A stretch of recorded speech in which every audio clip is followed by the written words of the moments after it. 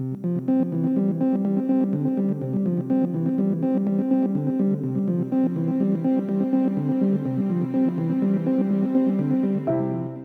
up is Beti Slakeska. She is our product manager of Explorer. And Beti is a geophysicist with over 15 years experience with a broad range of geophysical data and methods. She's been involved with geophysical software and data management. And yep, please welcome Beti. I'm going to do an update on geophysics, geophysics methods, but first, before I do that, who does use geophysics data here? Who's seen it? Who's collected it? Who's processed it or anything? Not that many people. Not that many people.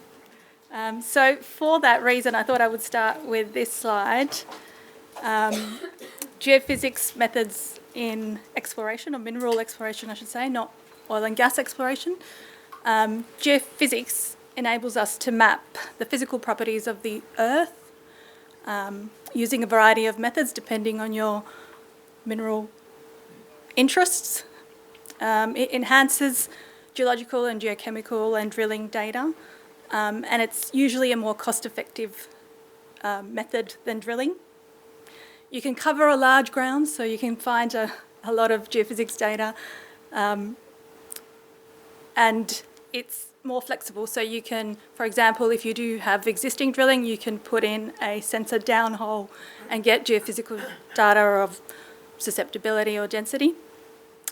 So there are 6 primary methods for mineral exploration, and they have 2 primary purposes. Geological mapping, so understanding the subsurface structure and lithology, or targeting, so identifying and outlining mineral deposits and targets. Its effectiveness is determined by the geological setting and the physical or chemical contrast between the target and its surroundings. So what we're looking for, these contrasts would be magnetisation, whether it's induced or remnant, density, conductivity, chargeability, radioactivity, and seismic velocity. So you would, if you do look at data of any kind and you come across these properties, then you know that we're talking about geophysical data. You can do direct or indirect targeting.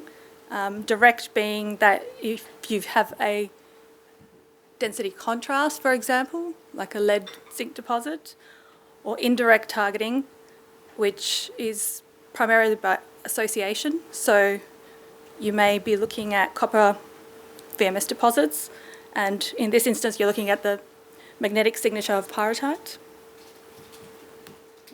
Now, if you are a junior and you want to obtain geophysical data but don't have the money or the expertise, your first point of call would be government data.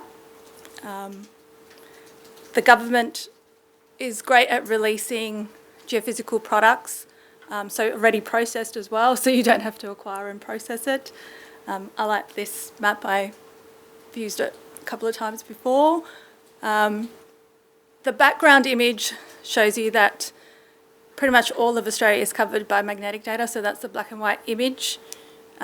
Also gravity of varying resolutions, so some of it could be 50-metre resolution, some of it could be 5,000-metre resolution, so depending on what areas you're looking at. The shaded areas are a release that was in the last, so 2021 to 25, in the last 5 years. I'm not sure if you can see it, all of the legends properly, but that is time domain airborne EM data, and that's been released in the past few years. You've got passive seismic, so those are the little dots, the little stations. And you've also got the yellow is, I think that is ground gravity or ground magnetics, and you've also got seismic data right in the middle of Australia. You've got the orange lines, which are seismic processed lines. Now, I wanted to use this opportunity to just say, if you have been looking at any kind of geophysical releases in the past few years, you would have come across lots of little buzzwords for geophysics or methods that have really come into light. These are not in any particular order, but I just thought I'd go through them anyway. So one is airborne and drone geophysics. So this one is mainly for magnetic and EM surveys. Drone geophysics, it's allowed higher resolution data without needing to deploy an air crew or lots of crew actually. It's probably a little bit more difficult to process because it can be a bit noisier, but there's a lot of people who release quite quality airborne drone geophysics data. You can also get radiometrics, and I've heard of passive seismic as well being acquired by drones. The next one, it's probably in the last maybe 10 years, no, probably longer, 15 years if I remember Falcon correctly. So it's full tensor gravity gradiometry. So this is gravity data, but when you measure gravity data, it's generally in the down direction, so GZ, but gradiometry data allows you to measure all the different tensors in different vectors, and that's allowed us, so this is a Bell Geospace example of FTG, but Beti had Falcon, which was AGG data, and this one is a good example of how you can map subtle structure or subtle changes in density. Okay, if you're living under a rock, you would not have heard of machine learning or AI-enhanced interpretation. Now, in geophysics, machine learning is a bit more difficult because you're relying on lots of different data and there can be multiple truths, so you're not going to get a full geophysical model just chucking in the data. You need to put in a lot of constraints. Where it has helped, though, is AI-enhanced interpretation. So a nice image of being able to use multiple types of data, multiple types of geophysics and geology and geochemistry, and then being able to statistically, mathematically create an output. Joint inversion and 3D inversion. So inversions themselves. So inversion is basically creating a model of the surface using subsurface data. It's been around for a very long time, especially in oil and gas. You can get 1D and 2D inversions quite easily. 3D inversions have sort of been more mainstream in the last 5 or 10 years, and that's relied heavily on computer power. So a lot of them have been cloud-based, or a lot of them have involved in-house hardware, but yet a lot more prevalent in the past few years. Joint inversion involves using, for example, magnetic or gravity data, and that allows you to use extra correlation to produce a better model or a better geological model. Time domain EM. So again, time domain EM has been around for a very long time, but in the last few years there's been a vast improvement in the sensors and the transmitters. So you can now maybe image up to 1 kilometre of ground as opposed to before where it was only a few hundred metres, if that. It's also been improved by processing power and being able to distinguish signal to noise ratios. It's a nice image here of targets. It's not, this is quite rare that you can find that straight away. You have to look through a lot of lines and a lot of data to be able to come to that conclusion. This is a nice image from PA. Passive seismic as well. So again, it's called ambient noise. So it doesn't require a source. It uses the Earth's like earthquakes or earth tremors, vibrations, and it takes longer to acquire because you need to leave sensors out for a longer period of time, and it does require a lot of processing because you get a lot of data, but you can get a nice output, especially being able to map depth to basement and geology, being able to see geology a lot more clearly. Okay, hyperspectral and multispectral. So depending on what you're looking for, whether you would go for, depending on what your wavelength is, so whether you go, satellite imagery, being things like Nmap or Prisma, which you may have heard of, or airborne, like HiMap. So these can be either publicly available or private groups that sell you this data. You can incorporate this alongside your geology and use things like machine learning or AI, and then target areas where you could have potential targets. Really, I think the last 5 years, because of rare earth elements, this has become really popular. So I want to go to, this is PA Explorer. So for us, I think what we've done in the last few years is really concentrate on being able to get this to be an interactive space where you can input multiple types of data, and this is a nice image of that. It's probably quite a complicated one, where you do have inversion, 3D inversions, you've got multiple channels of EM, and you've also got a conductivity section and magnetics. So being able to interact with your data as opposed to being printing multiple maps and then correlating across. So in this case, you can bring in your geology, you can bring in your geophysics and geochemistry, and do it all in one environment. So basically having the platform that allows you to do all of that. And on top of that, then you can do your interpretations and export them out and then share them with other people so that they can see what you've been doing. We've concentrated a lot in the back end. One of our developers said it's not Flash, but it's required. So of all the new things that we've added in the past few years. I think John sort of stole my thunder with the next one when you said the machine learning toolkit. This is one that we added onto PA as well at the beginning of the year or end of last year. So it incorporates principal component analysis and K-means clustering. This one allows you to import multi-banded data. So that's potassium, thorium, uranium, and also magnetics alongside it. This was one of your interesting deposit areas.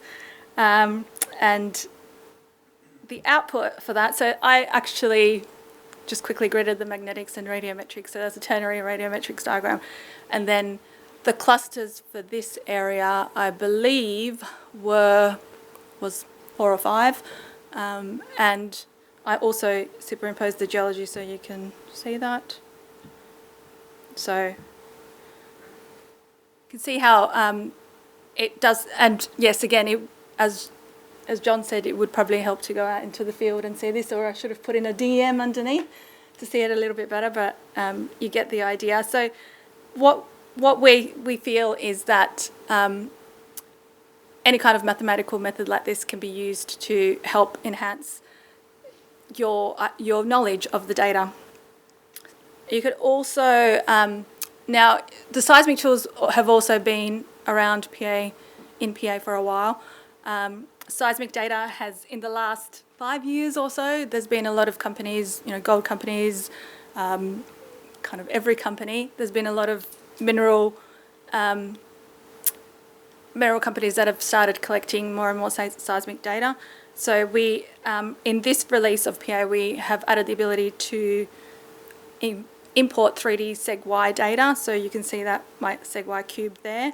Not only that, you can also export this out and then to use in a section, so like that 2D section that I have there, and incorporate it with geology and other geophysics. You can actually create a 3D voxel from size, so traditionally it would be inline and crossline type data, and then you could create a time slice, or you could create an inline and crossline slice and then use it with your geology data. We also have added the ability to import velocity. So if you have a time section, you can import a velocity file. So velocity is the speed of your sound waves that are going underground. And then what you can do is invert that into depth. So you would then take your section and put it into you could safely put it into a 3D section that shows your depth, your true depth, rather than your real world depth. Okay, so what's next for PA and what's next for our geophysics applications? So like Discover, like our other exploration tools, we do want to continue working in the machine learning space. So we're including the unsupervised learning with the PCA and K-mean clustering. We'd like to bring out a supervised learning product that is trained on particular data, whether it be geophysical or geology or hyperspectral. We also included in maybe two releases ago, so beginning of last year, I think, we brought in a Python API. So if you had a Python script, you could bring that in to PA and then create processing algorithms for your data. But what we realised was that a lot of people weren't comfortable creating Python scripts themselves. So what we want to be able to do is generate some predefined Python scripting and bring that in and then being able to run that. Cloud processing, it sounds very general, but even things like gridding and filtering data, geophysics data, takes a lot of computer power, especially if you've got multiple channels, like 300 channels in some instances. That takes a lot of time to run, and if it's a larger area, it requires even more time, depending on what your resolution is.